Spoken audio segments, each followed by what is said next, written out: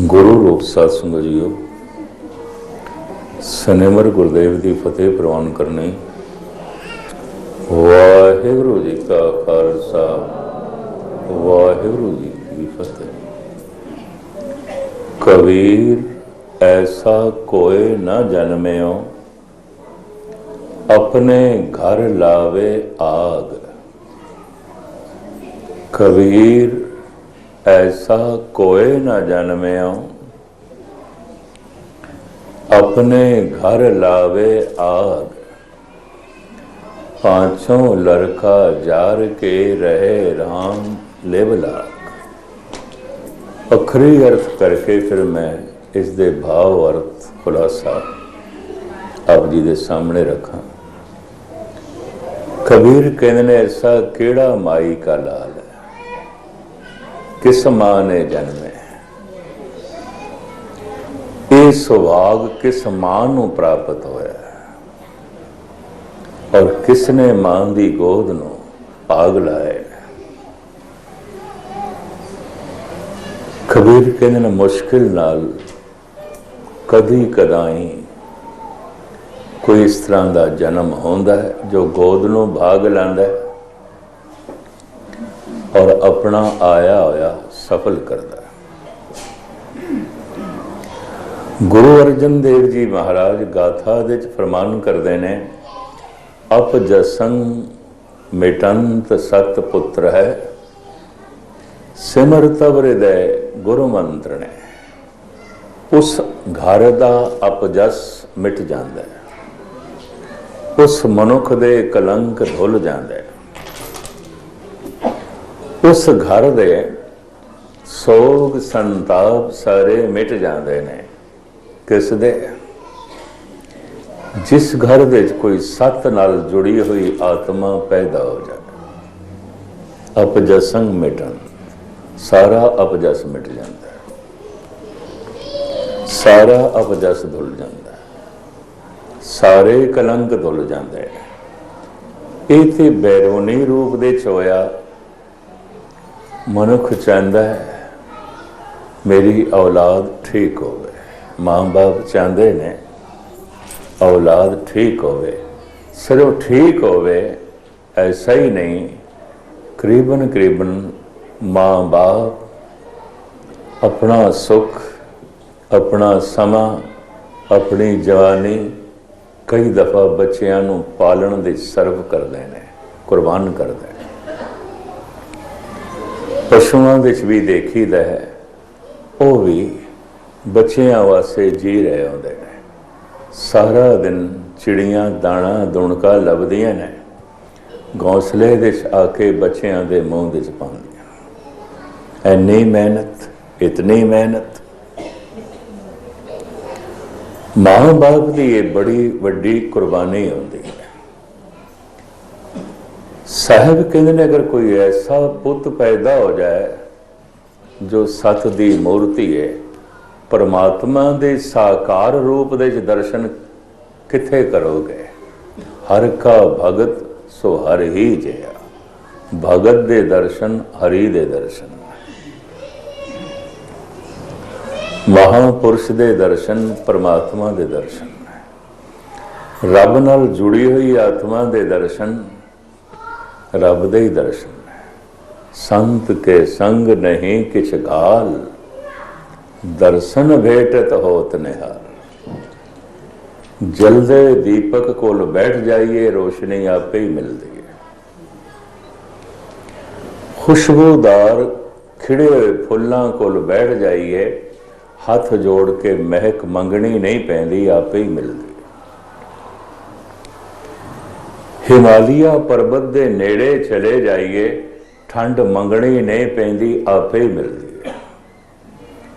किधरे रब नाल जुड़ी हुई आत्मा को बैठ जाइए, मन आपे ही जुड़ता है, आपे ही जुड़ता है। इस वास्ते के संत के संग नहीं किछ गाल, दर्शन भेटत होत निहाल। 10 साधु पुरुष किधरे बैठे हवन, वो जड़ियां तरंगा उत्थे छोड़ते ने, लहरां उत्थे छोड़ते ने, फिजा पवित्र होंदी है, माहौल पवित्र होंदा है। एक ऐसी धूड़ है जो तन ते पैंदी है, एक ऐसी धूड़ है जो मन ते पैंदी है। खुलासा है भी मैं आप जी दे सामने करांगा। कोई ऐसी धूड़ है जो साडे तन नूं मैला करदी है, कोई ऐसी धूड़ है जो साडे मन नूं मैला करदी है। कुछ ऐसे साधन ने जिहदे नाल तन दी मैल नूं असीं धो दिंदे आ, पर इस तरह के भी कुछ साधन ने जिहदे नाल मन की मैल धुल जाती है, मन पावन हो जाता है, मन शुद्ध हो जाता है। तो खैर साहिब कहते ने अपजसंग मिटंत, अपजस मिट जाता है उस घर का जिस घर दे कोई सत नाल जुड़ी हुई आत्मा पैदा हो जाती है और उसकी जिंदगी तो सत झलकता है, ਉਹਦੇ जीवन तो सच झलकता है, क्योंकि वह सच का रूप हो जाता है। कबीर ते ऐलानिया कहते पे ने, बिगड़ियो कबीरा राम दुहाई, साच भयो अन कते न जाई। मैं सच हो गया, मैं सच का रूप हो गया, हुण मैं होर कुछ भी नहीं रहा, हुण मैं सच हो गया। ऐसा मैं साधुआं की संगत की, ऐसा मैं सतसंग किया, बिगड़ियो कबीरा राम दुहाई, साच भयो अन कते न जाई। मैं सच हो गया, मैं सच का रूप हो गया। खैर मुख्तसर में अर्ज करा, अखरी भगत कबीर जी के श्लोक दे थोड़े सामने में रखा। ऐसा कोई न जन्म्यो अपने घर लावे यार। ऐसा किस मां ने पुत जमया, ऐसा किहड़ा माई दा लाल है अपने ही घर नूं अग लावे, अपने ही घर नूं चुआती लावे, अपने ही घर नूं खाक करे। दूसरी पंक्ति, पांचों लड़का जार के रहे राम लेवलाग, ते अपने पंजां ही पुत्रां नूं भी अग दी भेट करे, उन्होंने भी जला के खाक करते रहे, राख करते रहे। ते ऐन राम दी धुन दे मगन होके लीन होवे, ऐसा किहड़ा माई दा लाल है। ऐसी किस दी गोद हरी हुई है, किस दी गोद नूं भाग लगे ने कि इस तरह के व्यक्ति नूं जन्म दिता है। आप दी ज्ञात लई अर्ज करा, परमात्मा ने सानू तन दिता है, मन दिता है। तन अस्थूल शरीर है, मन सूक्ष्म शरीर है। तन का अपना भोजन है, मन का भी अपना भोजन है। तन दे अपने दुख सुख ने, मन दे भी अपने दुख सुख ने। कई दफा तन दे ते कोई रोग नहीं, तन ते ठीक है, मन बड़ा बेचैन है, मन सोग दे च है, मन चिंता दे च है, मन परेशान है। कई दफा मन ते प्रफुल्लित है, खुश है, लेकिन तन रोगी है, तन दे च कोई पीड़ा है, तन दे च कोई बीमारी है। ऐसा संसार दे च कोई इकद होंदा है, तन भी ठीक है, मन भी ठीक है, तन भी स्वस्थ है, मन भी स्वस्थ है। ऐसा कदी कदाई संसार ते ऐसा होता है। तो महर्ज करा, ये दो तन ने साडे कोल, एक सूक्ष्म है, एक अस्थूल है। ये अस्थूल शरीर भोजन का मुजस्समा है, ये रोटी तो ही बनता है। तुसी आखोगे शरीर रोटी तो बनता है, रोटी तो बनता है। बिंद ते जिन पिंड किया अगन कुंड रहाया, रखत बिंद कर निमया अगन उदर मझार। ये तन बनता है लहू ते बिंद तो। रखत बिंद कर निमया, ये जमया है किथों? खून तो, बिंद तो। ते खून ते बिंद किवें बनता है? भोजन तो, रोटी तो। ना रोटी खाओ ना खून बनता है, ना बिंद बनता है। खून की है? भोजन। बिंद की है? भोजन। ते तन की है? रखत बिंद कर निमया। गुरबाणी कहती है ये रखत बिंद तो पैदा होया। मां की रखत, फिर खुलासा कर दी गुरबाणी, मां की रखत पिता बिंदारा। बिंद ते जिन पिंड किया अगन कुंड रहाया। ये जमे निमे भोजन तो, जीवेगा भी भोजन दे आसरे ते, क्योंकि जमया जो भोजन तो है। इस वास्ते इसनों अन्नमयी कोश कहते ने। ये भोजन तो बिना नहीं रह सकता। ਇਹਦੇ अंदर जन्म तो ही भोजन की भुख है, क्योंकि जमया ही भोजन तो है, बनया ही भोजन नाल है। और फिर भुख, जद ये अपंग सी बेचारा, मजबूर सी, कमजोर सी, बच्चा सी, ਇਹਦੇ भोजन की जिम्मेवारी मां बाप चुकते सन।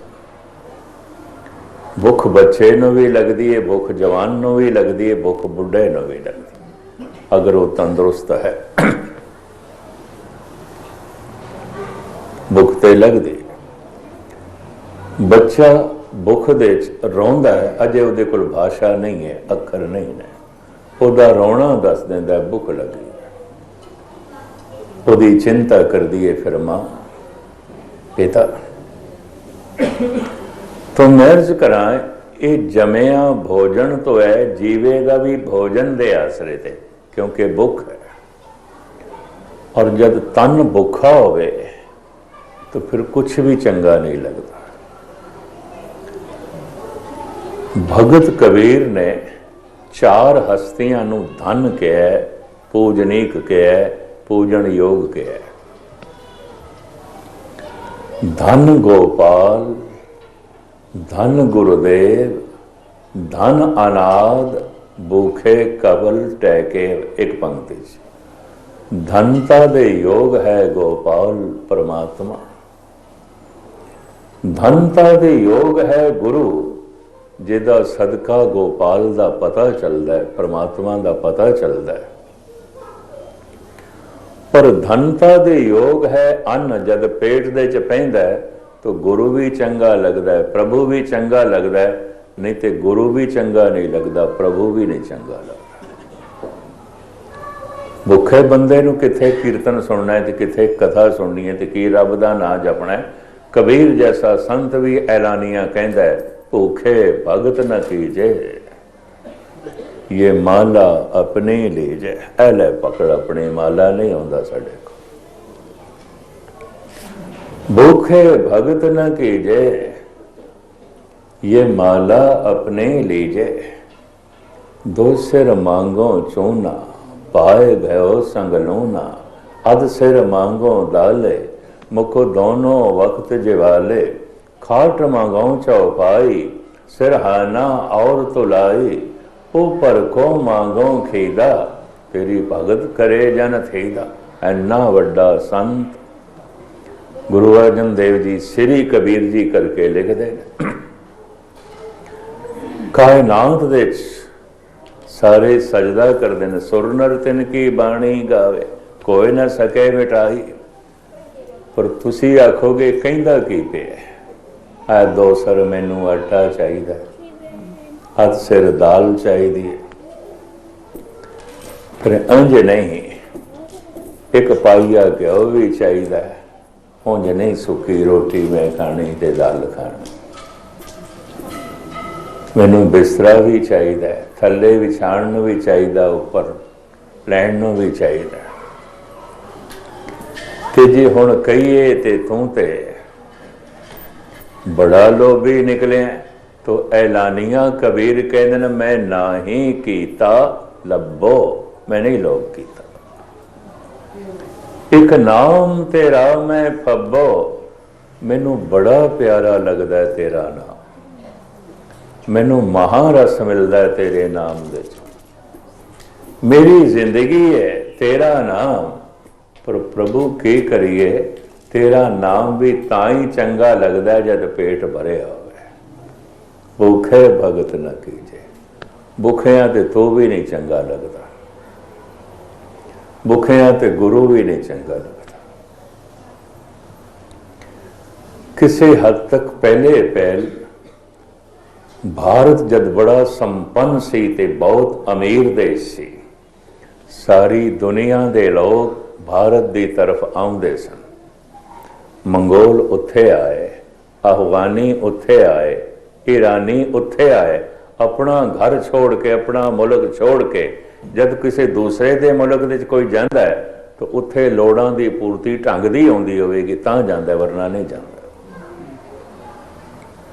मंगोल उत्थे आए, डच उत्थे आए, पुर्तगेज उत्थे आए, अफगानी आए, ईरानी आए, उज़्बेकिस्तानी आए, तातार आए, तुर्कमेनिस्तानी आए, इराकी आए, अरबियन आए, और फिर फ्रेंच आए, अंग्रेज आए। सारियां दी केंद्र दा मरकज, सारियां दी अखां दा मरकज केंद्र भारत, हिंदुस्तान सोने दी चिड़िया सी। उत्थे जो संपन्न हो चुके सन वो परमात्मा की तलाश सब कुछ छोड़ रहे सन। कभी बगौर मुताला करना 24 अवतार राज घरानियां नाल ताल्लुक रखते हैं, राजियां दे लड़के ने। महात्मा बुद्ध भी राजे का लड़का सी, राजकुमार सी। स्वामी महावीर भी राजकुमार सी। राम राजा ने, कृष्ण राजे ने जब धन नाल देख लिया ये तन दियां लोड़ां दी पूर्ति ते करदा है, बाहर दियां जरूरतां दी पूर्ति ते करदा है, मन दा सुख नहीं देता। तो संपन्न लोग मन दे सुख दी तलाश लई चल पे, तन दी फिक्र छोड़ देती। जिथे अजे तन दियां लोड़ां नहीं पूरियां होंदियां सन, ईरान सी, अफगानिस्तान सी, मंगोल सी, तातार सी, उज़्बेकिस्तान सी, डच, फ्रेंच और इंग्लैंड, निक्का जी इंग्लैंड नहीं लोड़ां दी पूर्ति आउंदी सी। ये सारे उत्थे गए और सारे मुल्कां दी झोली हिंदुस्तान ने भरी, भारत ने भरी। कम से कम 1000 साल तक तातारी लुटते रहे, अरबियन लुटते रहे, ईरानी, अफगानी और डच, पुर्तगेज, फ्रेंच। खोखला हो गया देश। आज अमेरिका संपन्न है तो सारी दुनिया के लोग अमेरिका जाते हैं। उदों सारी दुनिया के लोग भारत आंदे।